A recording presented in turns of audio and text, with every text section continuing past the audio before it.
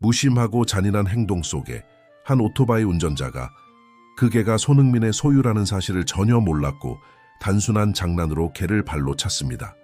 그러나 그 행위는 예상치 못한 분노의 파도를 불러일으키며 후폭풍을 예고하는 서막에 불과했습니다. 붉은 조명이 비추는 방 안에서 손흥민은 요란하게 뛰는 심장 소리를 무시하려 애썼다. 그의 손가락이 스마트폰 화면 위에서 떨리고 있었다. 단 한 번의 터치로 그의 인생이 바뀔 수 있었다. 스마트폰 화면에는 전송이라는 단어가 빛나고 있었다. 그냥 보내, 그게 옳은 일이야. 백구의 목소리가 손흥민의 귀에 울렸다. 이야기가 당신의 관심을 끌었다면 저희 채널을 구독하고 좋아요를 누르는 것을 잊지 마세요. 어느 도시에서 저희를 시청하고 계신지 알려주세요. 계속됩니다. 백구는 그의 옆에 서서 초조하게 창밖을 내다보았다. 백구는 진돗개로 보통은 충성스럽고 용감했지만 지금은 공포에 떨고 있었다. 그의 하얀 털은 달빛 아래에서 은은하게 빛났다. 다른 방법이 있을 거야. 손흥민이 말했다. 이건 모든 걸 망칠 수 있어. 이미 망가졌어. 백구의 눈은 불안으로 가득했다. 그가 돌아오기 전에 시간이 얼마 남지 않았어. 창밖에서 서울의 밤은 반짝이는 넌 불빛으로 가득했다. 강남역 앞 고층 빌딩의 20층. 이 사무실은 몇 시간 전까지만 해도 그저 평범한 영화 제작 회사의 일부였다. 하지만 지금 이곳은 범죄 현장이 될 수도 있었다. 손흥민의 손가락이 화면을 터치했다. 메시지가 전송되었다는 소리와 함께 그의 얼굴에는 복잡한 표정이 스쳤다. 안도감과 공포가 뒤섞인 표정이었다. 끝났어. 그가 속삭였다. 바로 그 순간 사무실 문이 열렸다. 양복을 입은 중년 남성이 서 있었다. 강 형사, 그들의 동맹이자 이 위험한 작전의 핵심이었다. 퇴근 안 했어. 강 형사의 목소리는 평온했지만 그의 눈은 날카롭게 두 사람을 응시했다. 이렇게 늦게까지 뭐 하고 있었어? 손흥민과 백구는 서로를 바라보았다. 그들의 눈에는 공포가 서려 있었다. 강 형사의 손에는 검은색 서류 가방이 들려 있었다. 가방 안에 무엇이 있는지 그들은 너무나 잘 알고 있었다. 영화 촬영 준비가 내일이라서요. 백구가 떨리는 목소리로 대답했다. 강 형사는 천천히 그들에게 다가왔다. 그의 발걸음 소리가 조용한 사무실에 울려 퍼졌다. 그래? 어떤 촬영? 강 형사의 눈이 손흥민의 스마트폰으로 향했다. 혹시 내 비밀에 대해 누구에게 메시지라도 보낸 건 아니겠지? 손흥민은 숨을 깊게 들이마셨다. 그의 손에서 스마트폰이 떨어져 바닥에 부딪혔다. 화면이 깨졌다. 강 형사가 웃음을 지었다. 그 웃음소리가 손흥민의 등골을 오싹하게 만들었다. 내가 그렇게 쉽게 잡힐 거라고 생각했어? 강 형사가 서류 가방을 열었다. 그 안에는 총이 있었다. 6개월 전 손흥민은 새로운 액션 영화의 주연으로 발탁되었다. 축구 스타에서 배우로 변신한 그는 이 작품을 통해 연기력을 인정받고자 했다. 영화에서 그의 파트너는 특별한 훈련을 받은 진돗가의 백구였다. 손흥민 씨는 정말 완벽해요. 박수 의사가 촬영장 한켠에서 말했다. 백구와의 호흡도 너무 자연스러워요. 35살의 박수 의사는 영화 촬영 중 동물 배우들을 담당하는 수의사였다. 항상 단정한 흰 가운을 입고 다니는 그녀는 조용하지만 동물들에 대한 사랑이 깊은 사람이었다. 그녀의 가장 큰 특징은 항상 목에 걸고 다니는 청진기였다. 고마워요. 백구는 정말 특별한 친구예요. 손흥민이 미소 지으며 대답했다. 그들이 이야기하는 동안 강 형사가 촬영장에 들어왔다. 45세의 그는 이 영화의 기술 자문으로 참여하고 있었다. 항상 완벽한 슈트 차림으로 다녔으며 날카로운 눈매가 그의 특징이었다. 그는 서울경찰청의 베테랑 형사로 알려져 있었다. 오늘 촬영 잘 됐어요? 강 형사가 물었다. 액션 장면은 언제 찍나요? 모시 내일부터 본격적으로 시작해요. 손흥민이 대답했다. 오늘은 백구와 호흡을 맞추는 장면들이었어요. 강 형사는 고개를 끄덕였다. 좋아요. 내일 중요한 장면들에 대해 얘기해 봅시다. 저녁에 시간 되세요? 촬영이 끝난 후 손흥민은 백구를 데리고 강남 거리를 산책했다. 뜨거운 태양 아래에서의 촬영으로 둘 다 지쳐 있었다. 그는 백구에게 물을 주기 위해 근처 분수대로 향했다. 그들이 호랑이 발톱이라는 바이커 바 앞을 지날 때 한 바이커가 백구에게 친절한 말을 건넸다. 멋진 개네요. 진돗개는 충성스럽죠. 잘 대해주면 절대 버리지 않아요. 손흥민은 웃으며 고개를 끄덕였다.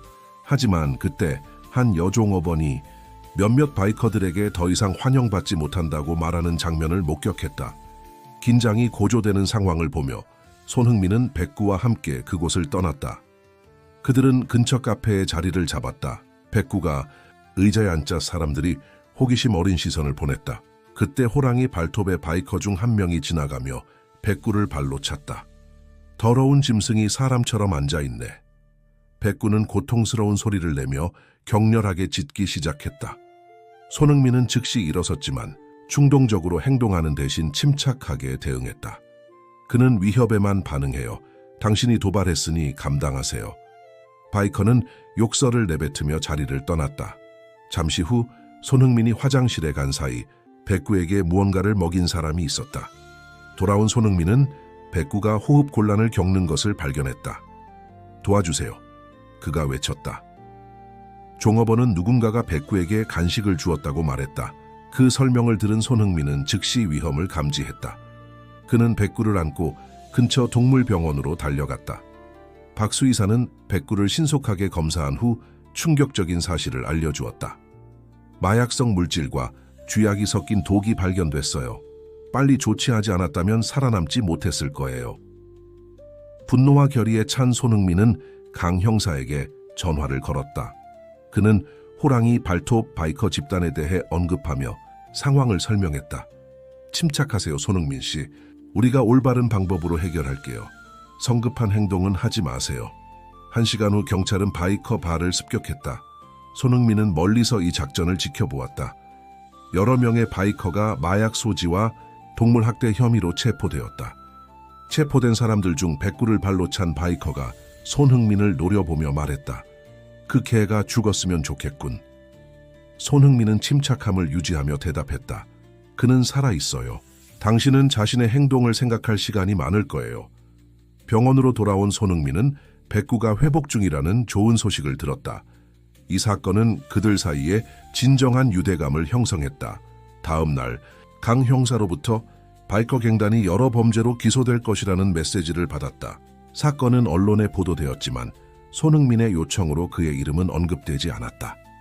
그러나 이것은 단지 시작에 불과했다. 강 형사의 조사에 따르면 호랑이 발톱은 단순한 바이커 갱단이 아니라 광범위한 범죄 조직의 일부였다. 그리고 그 조직은 영화산업 내에도 깊숙이 침투해 있었다. 어느 날 밤 강 형사는 손흥민을 비밀회의에 초대했다. 손흥민 씨, 당신의 도움이 필요해요, 강 형사가 말했다. 우리는 이 조직의 우두머리가 당신의 영화 제작사와 연결되어 있다고 의심하고 있어요. 손흥민은 충격을 받았다. 누구요? 아직 확실하지 않아요. 하지만 당신과 백구가 우리를 도울 수 있어요. 그렇게 그들은 비밀 작전을 시작했다. 손흥민과 백구는 영화 촬영을 계속하면서 제작사 내부의 수상한 활동을 감시했다. 박 수의사도 그들의 팀에 합류했다. 몇 주간의 조사 끝에 그들은 충격적인 사실을 발견했다. 영화 제작사의 재무 담당자가 영화 자금을 돈 세탁에 이용하고 있었고 그 배후에는 강 형사가 있었다. 강 형사는 이중첩자였다. 그는 경찰 신분을 이용해 범죄 조직을 보호하고 있었다. 이 사실을 알게 된 손흥민과 백구는 증거를 수집하기 시작했다. 그들은 강 형사의 진짜 정체를 폭로할 필요가 있었다. 그리고 마침내 그날이 왔다. 그들은 강 형사의 사무실에 잠입해 모든 거래 내역과 범죄 활동의 증거를 찾아냈다. 이제 이 증거를 진짜 경찰에게 보내요. 박 수의사가 말했다. 그리고 그들은 전송 버튼을 누르려는 순간 강 형사가 사무실에 들어왔다. 강 형사의 손에 들린 총은 사무실의 형광등 아래에서 차갑게 빛났다. 난 당신들이 똑똑하다고 생각했어, 강 형사가 말했다. 하지만 이렇게 어리석을 줄은 몰랐네. 손흥민은 백구 앞으로 한 걸음 나섰다. 이미 늦었어요. 증거는 모두 경찰에 전송됐어요. 강 형사의 얼굴이 일그러졌다. 거짓말. 내 핸드폰은 깨졌어. 그건 백업이었어요. 손흥민이 대답했다. 진짜 메시지는 이미 10분 전에 박 수의사를 통해 전송됐어요. 강 형사의 눈이 커졌다. 그는 총을 들어올렸다. 그럼 당신들을 살려둘 이유가 없겠군. 바로 그 순간 사무실 문이 요란하게 열렸다. 진짜 경찰들이 들이닥쳤다. 강 형사 총을 내려놓으세요. 경찰 대장이 소리쳤다. 강 형사는 잠시 주저했다. 그의 눈에는 공포와 분노가 뒤섞여 있었다. 그리고 갑자기 그는 창문을 향해 달려갔다. 안 돼, 손흥민이 소리쳤다. 백구가 놀라운 속도로 달려가 강 형사의 다리를 물었다.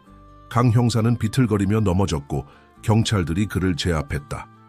박 수의사는 충격으로 말을 잇지 못했다. 손흥민은 백구를 안아주었다. 끝났어. 그가 말했다. 이제 정말 끝났어. 경찰들은 손흥민과 백구에게 다가왔다. 두 분 덕분에 큰 범죄 조직을 검거할 수 있었습니다. 강 형사는 단순한 부패 경찰이 아니라 국제적인 범죄 조직의 핵심 인물이었어요. 한 달 후 영화 제작은 새로운 프로듀서 아래 재개되었다. 손흥민과 백구의 친밀한 관계는 스크린에 자연스럽게 반영되었다. 그들이 겪은 실제 모험은 영화보다 더 극적이었지만 그 경험은 그들의 연기에 깊이를 더했다. 영화가 개봉한 날, 손흥민은 특별 시사회에서 박 수의사와 함께 영화를 관람했다.